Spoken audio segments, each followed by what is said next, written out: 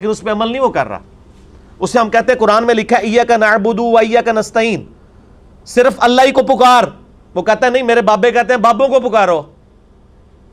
اب علم تھا اس کے پاس، گمراہ ہو گیا، اللہ کی بات نہیں مانی. ایک بندے کو بتایا بھی بخاری مسلم میں نماز کا طریقہ رکوع میں جاتے وقت اور رکوع سے اٹھتے وقت رفع الیدین کے ساتھ لکھا ہے، نہیں مانا. ایک بندے کو بتایا کہ تم ہر مہینے 11ویں دیتے ہو، جبکہ 11ویں والے پیر کی جو اپنی کتاب ہے غنیت الطالبین، اس میں نماز کا طریقہ وہی لکھا ہے جو بخاری مسلم میں لکھا ہوا ہے. وہ کہتا ہے میں نے رفع الیدین نہیں کرنا. تو ضد کا تو کوئی علاج نہیں ہے. یہ وہ لوگ ہوتے ہیں جو علم کے باوجود گمراہ ہو جاتے ہیں. علم ہے، اسی لیے ہم اکثر وہ لوگ کہتے ہیں ایڈے بڑے وہ مولویوں کو نہیں پتہ لگا، وہ پاگل نے، تو انہوں پتہ سمجھ آ گیا. تو ان کو بتائیں آپ جن علماء کہہ رہے ہیں اتنے بڑے بڑے، آپ کے مخالف اپنے علماء کو اتنے بڑے بڑے کہتے ہیں اور آپ کے علماء کو جاہل کہتے ہیں. بریلوی دیوبندیوں کو گستاخ رسول کہتے ہیں کہ نہیں؟ تو کیا دیوبندیوں کے علماء علماء نہیں ہیں؟ اور دیوبندی بریلویوں کے علماء کو مشرک کہتے ہیں کہ نہیں؟ تو کیا بریلویوں کے علماء علماء نہیں ہیں؟ سنی شیعہ کے علماء کو، شیعہ سنیوں کے علماء کو، اہل حدیث ان کو، یہ سارے اہل حدیث کو گمراہ کہتے ہیں کہ نہیں؟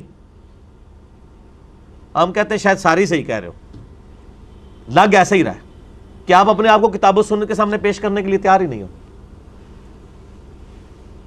اگر کسی کو بات پتہ چلے وہ اللہ کا شکر ادا کرے، جی میرے تک بات پہنچ گئی، مجھے اس سے کوئی غرض نہیں ہے کہ دنیا کیا کر رہی ہے، مجھے صرف اس چیز سے غرض ہے کہ میرے نبی نے کیا مجھے حکم دیا ہے صلی اللہ علیہ وآلہ وسلم. اور نبی جو امت کو دے کے گئے ہیں کوئی بابا نہیں دے کے گئے. حجۃ الوداع کے موقع پہ کیا فرمایا؟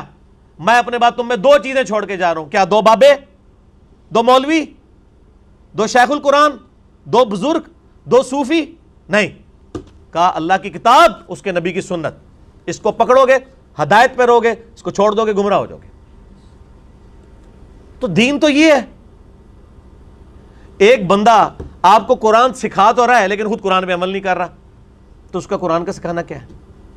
میں آپ کو کلمہ پڑھا کے مسلمان کر دوں، جب آپ مسلمان ہو اور میں آپ کو بتاؤں کہ یہ اللہ کی کتاب ہے، آپ کتاب کھول کے مجھے کہیں گے آپ نے مجھے مسلمان تو کیا ہے لیکن اس کتاب میں جو کچھ لکھا ہے آپ تو اس پہ عمل ہی نہیں کر رہے، تو آپ اس کو کیا یہ کہیں گے کہ میں تمہیں کلمہ پڑھایا اس واسطے میں جو کہوں گا وہی صحیح ہے، یہ کہیں گے؟ یا قرآن کو مانیں گے؟ کلمہ پڑھانا تو اپنی جگہ ہے. بخاری مسلم میں حدیث ہے اللہ تعالیٰ فاسق سے، بدکار شخص سے بھی دین کا کام لے سکتا ہے. اگر کسی نے کسی کو کلمہ پڑھایا یہ اس کی بزرگی کی دلیل نہیں ہے. اگر کوئی کہتا ہے آج ڈاکٹر ذاکر نائک نے ہزاروں لوگوں کو کلمہ پڑھایا ہے، بریلوی دیوبندی اس کو بزرگ کیوں نہیں مان لیتے؟ پھر تسی بھی جھوٹ مارنے بند کر دو. 90 لاکھ نو کلمہ پڑھایا ہے، ادو تو 90 لاکھ بادی کوئی نہیں سی.